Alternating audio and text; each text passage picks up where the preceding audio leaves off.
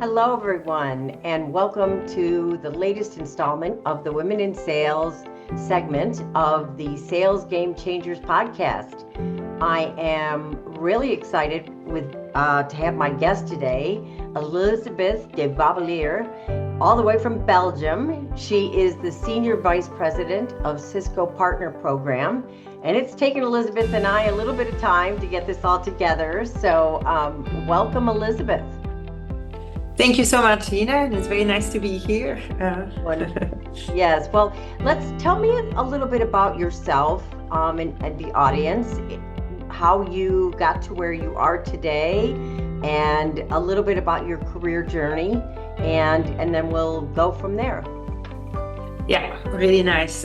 So you already mentioned a couple of things, and maybe for those of you who can recognize accents or even family names, I live in Belgium and I was born in Belgium as well. So I'm actually from what we call the Flemish part. So I speak Flemish, which is the same as Dutch, which is the north of Belgium.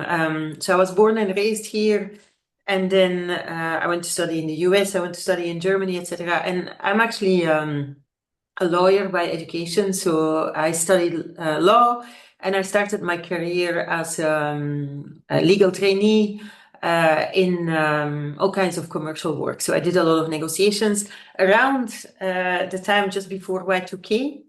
And I'm mentioning that because my career was very much shaped by those early years around, well, first the internet bubble bursting and then Y2K and all of that. And so I spent a lot of time in tech, in commercial law. And from there, I was contacted by a client who had just moved to Cisco. And he asked me if I was willing to join as a company lawyer and join Cisco. And that happened in 2000. So I joined Cisco in 2000 as a lawyer, a sales lawyer, actually. At the time, working on legal negotiations in the Netherlands and Belgium. And then I had multiple roles in the legal team until somebody asked me whether I wanted to join, at the time, channel operations, because we saw the first fake products popping up in China. And so I was asked to join a team called Brand Protection, which was part of the channel organization at the time, to do something about that, which I did. And that actually brought me to Hong Kong. So I moved to Hong Kong. I spent a few years there working on a range of activities, going from explaining to our customers and partners on how to recognize fake product, how to recognize genuine product, but also working with manufacturing to make sure we tighten up any scrap leakage procedures and all of that. So very different activities. And then I missed the sales environment. And that's actually a common theme. I think I've always really enjoyed working in sales and the adrenaline of trying to make numbers and working with customers and partners and the negotiation piece as well and the activity of selling. So I applied for a role in Middle East and Africa, sales operations. It was a little bit crazy at the time. I just had my first child. I think he was probably 1 year old at the time. I was living in Hong Kong. And we decided, I applied for the role, I got the role. And so I moved to Egypt as the sales operations leader for Middle East and Africa, which was really interesting because I did strategy and planning, sales operations, but we were also investing in offices across Africa. We were implementing Salesforce. We were defining growth strategies, etc. So I learned a lot.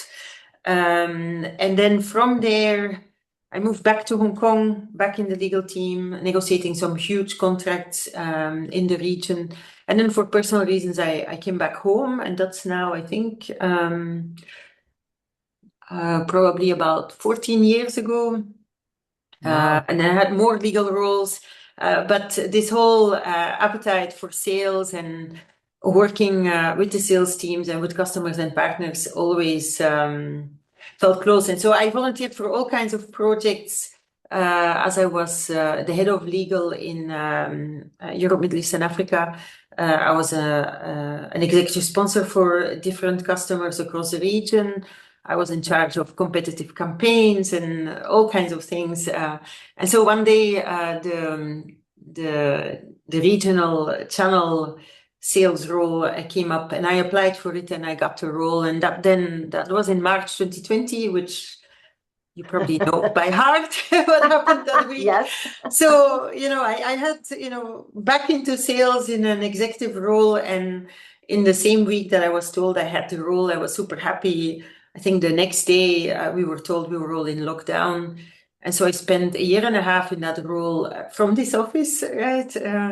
So that was really interesting. And from there, I joined a corporate transformation team, and then back in the global partner sales. And then I led the transformation of the partner program over the last 2 years. So now I'm part of the global partner sales organization in Cisco.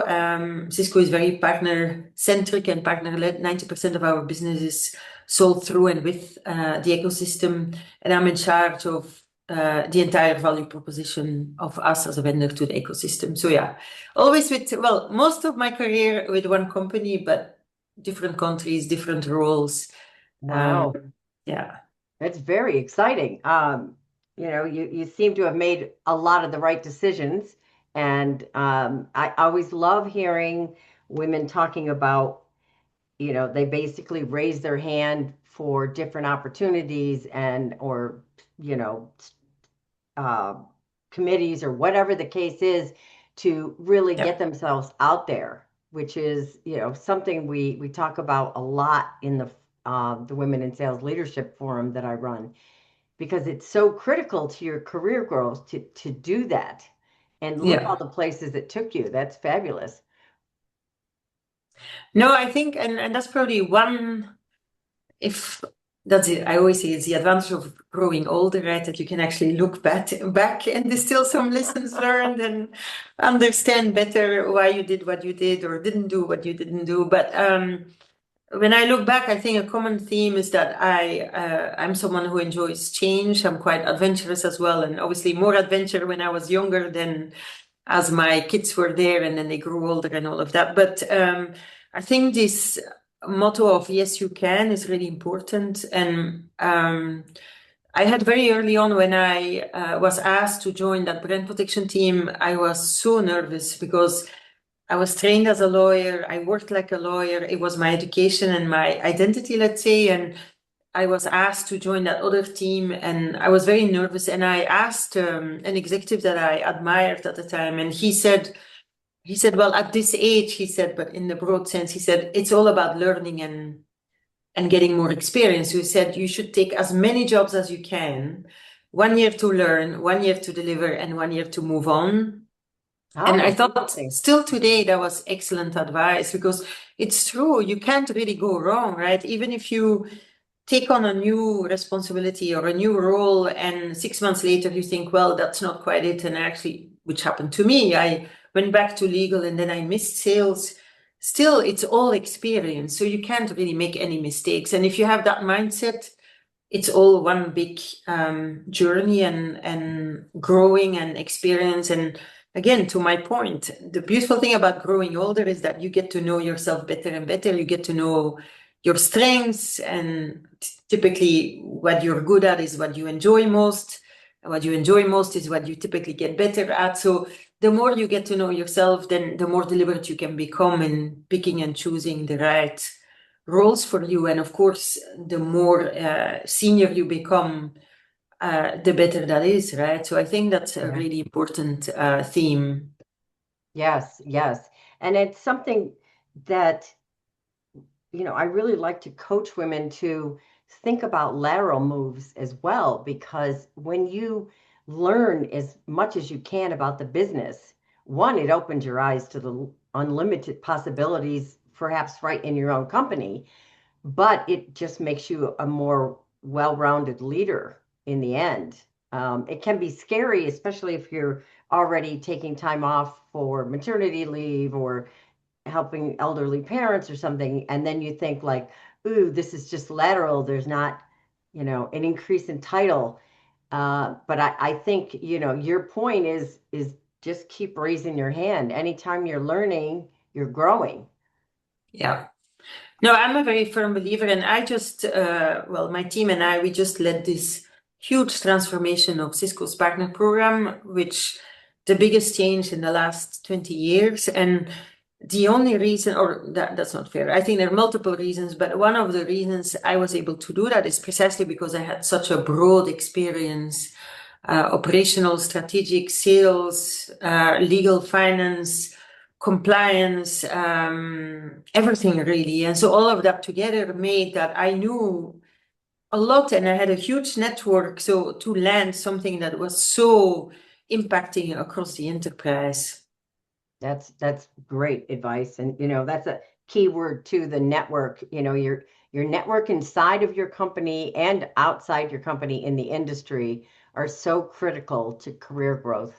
So you hit on all points without me even coaching you. Yeah. So what are some of the lessons you've learned along the way in all of those really, pivotal roles for your career? Yeah, there's a couple. I think the first is the one we already said, right? I think don't be shy, lean in, don't let a little voice in your head tell you you can't do it, it's too early. I mean, we have a tendency to be, I first have to study all these things, and then I have to try all of those, and then I have to prove all of that as well, and then maybe 5 years from now I'll be ready. So you should really not allow all these self-limiting beliefs to stop you. You should be, I'm not saying that you should be arrogant, of course not, right? I mean, but I do think you should be bold and ambitious in terms of what you're able to achieve and what you're able to do. And I am convinced that you can apply to yourself to anything really. And that's then the next lesson. You need to always be open to learning. Yeah. I think the people often tell me, well, how is it possible that as a lawyer you manage to now be a leader in the global partner sales organization? Well, and then I always say, well, it's not like I woke up yesterday morning and I said, oh, let me now go and do global partner sales. Obviously, all along the time that I was a lawyer, I was always very curious and interested in the business. And I always volunteered for things in the business. And I was always very close to my colleagues in the business. So it's not like I, made some kind of day and night switch, or I suddenly came up with this idea. It was a journey where I've always been considered as a lawyer who was extremely curious and interested and engaged in the business. And so when I said, well, I would like to move into the business, a lot of people said, oh, that makes a lot of sense, right? So I think being open, being humble, always willing to learn. And I would argue, I used to say this years ago, but even more now, the world is changing fast. It will only go faster. We should all just accept that, the role of AI, all these things. So it's all about, and that's something else one of my mentors said years ago. I was, at the time, I was going to work on marketplace and cloud and all of that. And I said, well, I don't really know much about cloud or marketplace. And he said, I didn't hire you because you know a lot about marketplace and cloud. He said, I hired you because of your character. Meaning it's not about everything you know, because everything you know by tomorrow is outdated, or after tomorrow. It's not anymore about that, right? Plus, knowing things you can catch up, you can learn, you can study, you can teach yourself, train yourself, but it's about this ability to adapt, this ability to be very open-minded, to be humble enough that, Gina, what you just said, I don't quite understand. Can you explain it to me? I see a lot of people are, especially at senior levels, people may take on new roles and then they are, I think it's probably Hesitant. misplaced. They think that saying, I'm sorry, I didn't understand what you just said. Can you explain that to me? It shows weakness, but it's not, right? I mean, showing vulnerability and an appetite to learn, first of all, it will get you to understanding and knowing very fast. And second, it makes you more human as well. So I think that's really critical also. Yes, yes. And honestly, you're saying everything I want women to know and to hear. And Mm-hmm. we're naturally curious, or curious by nature, I would say. And and yet, and this is what I see, the higher women go, the less likely they are to say, I do, wait a minute, I don't quite understand that.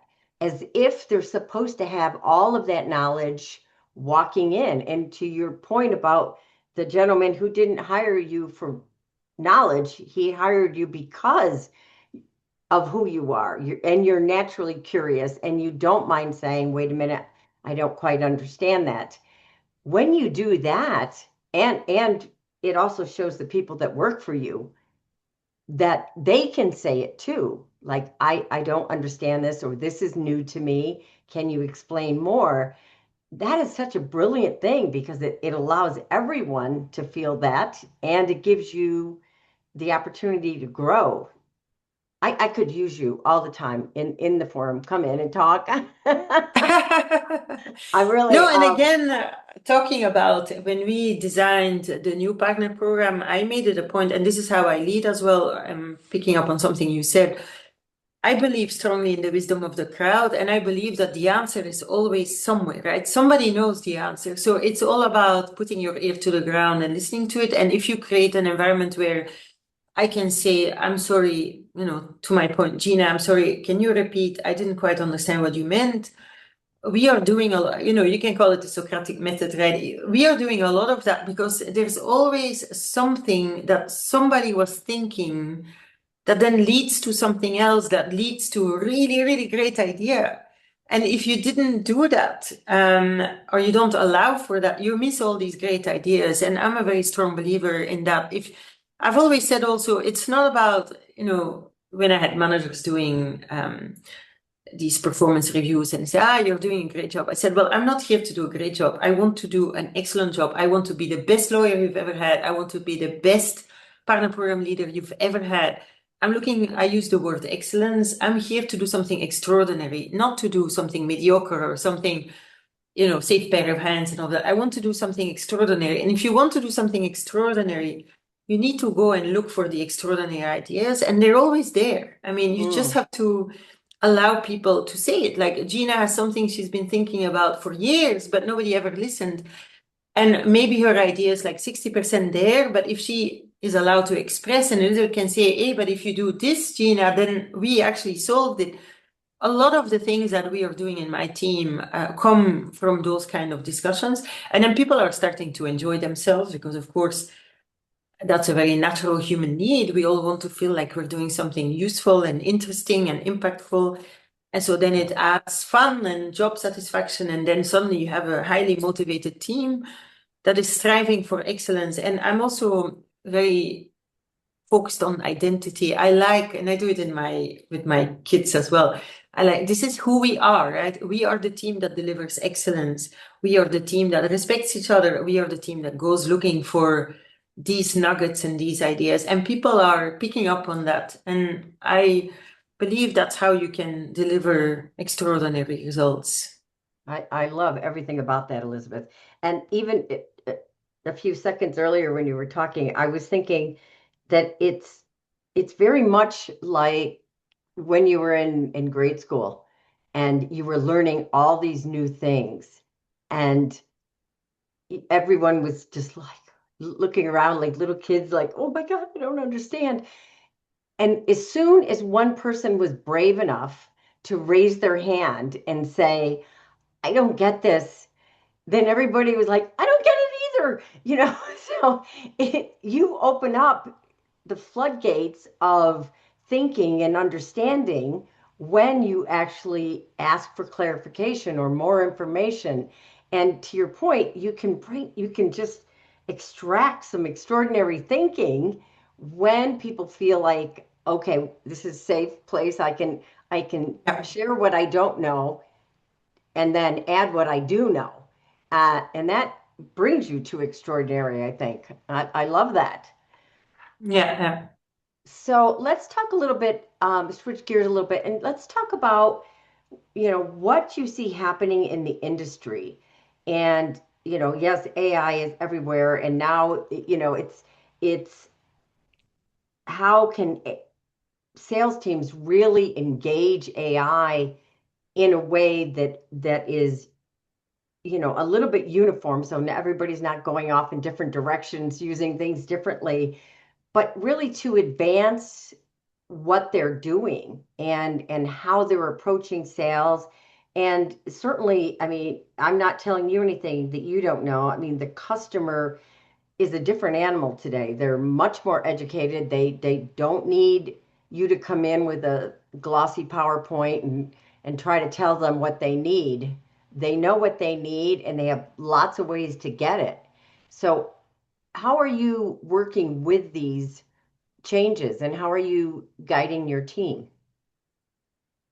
And excellent, and it's a pretty philosophical and strategic question also. I think um, there's a couple of things. I think, first of all, the basic human value of if you want to deliver something that the customer needs, you have to listen, right? So the basic human principle is still very much standing. And again, I'm not so much selling to customers as I'm selling to partners. And so that very basic first thing about what does the ecosystem need? What can I drive as a value proposition that is compelling, differentiated, and driving their preference for Cisco? That's still, I mean, putting your ear to the ground, let's say. And again, that's why we did co-design. And I think that still very much stands. And we have to keep doing that. I think AI, it's a lot about agility and being able to keep up. And being able to keep up is not so easy. People sometimes feel overwhelmed. Again, I feel, and maybe it's again the people, you will probably quickly see that I'm very much of a people person. So maybe that's why I'm coming at it from that angle. But I think with AI as well, we do a lot of things in my organization, just listening to each other on what people are doing in terms of best practices and how they're using it and how it's making their work better, the relationship with the partner better, etc. So we are doing a lot of that, like sharing and exchanging best practices and learning from each other, which is back to, I think, my earlier point about having an open mind, being humble and constantly learning and being open to learning new things and discovering new things and keeping up, because that's important. Yeah, I think, but this very basic human need of delivering what the customer needs and assumes understanding it. And in order to understand it, you always still have to listen, right? Being prepared, listening, and all of that. So that still all stands, I think. Yes, yes. And I really believe that that is true. And it goes back again to being curious. Um, Customers need that. It is a little harder sometimes to get in front of them. It's something that we hear quite a bit at the IPS that the industry is changing, and not all sellers really know how to keep up. But I think your point is well taken that when you just imagine that the humanity of it all is pulled out of the equation and now we just have to machine to machine, that's not it at all. It's really as overwhelmed as we might be, they are too. So you have to come at it Yes. with that humanity. Yeah, I think so too. And I mean, that basic principle about let me understand where you're coming from and what you are worried about, that still stands, right? I mean, back to the point, Gina, if you're talking to a CIO who is worried about mythos and who's worried about AI and who's not keeping up and who has to maintain the same budget year over year and who has their CEO asking about what are you doing about this and what are you doing about that, then you have to be understanding on how can I help this person be more successful, and then from there everything else will follow. So I think that very basic principle is still very much there. Yes, yes, I think so too. I do think it's interesting listening to different sales teams, how they're trying to incorporate all this new, to your earlier point, rapidly changing technology and feel like they can talk about it in a very educated way, which is, I think, where part of the problem is even some clients, customers don't necessarily know what they want and what they need. So staying curious, asking questions, and then bringing that in, I think is a great approach. And hopefully it will still give us all lots of opportunities for growth, which I think are there. And to your point, keep learning. Keep learning is really critical.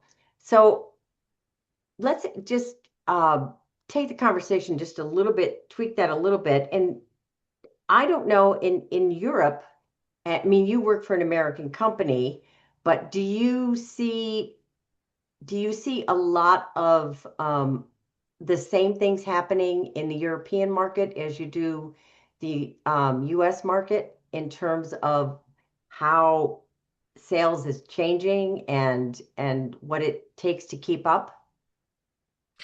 Yes and no, because of course the world is becoming smaller every day, I think. So a lot of themes, especially in the technology sector, then of course it's a small world, even if it's a big world, right? So I think in that sense, a lot of trending and the themes are very similar.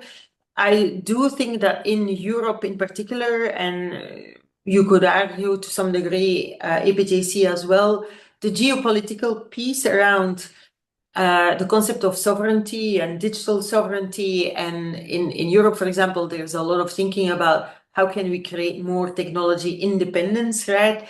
And so there's a lot of investment going into promoting homegrown or European homegrown technology. So that's a topic that is very prominent here. And so Cisco, as a US HQ'd company, has to think about that. And we have launched a series of critical sovereign infrastructure solutions, specifically for customers that are sensitive to, think about national security, defense, government, and all of that.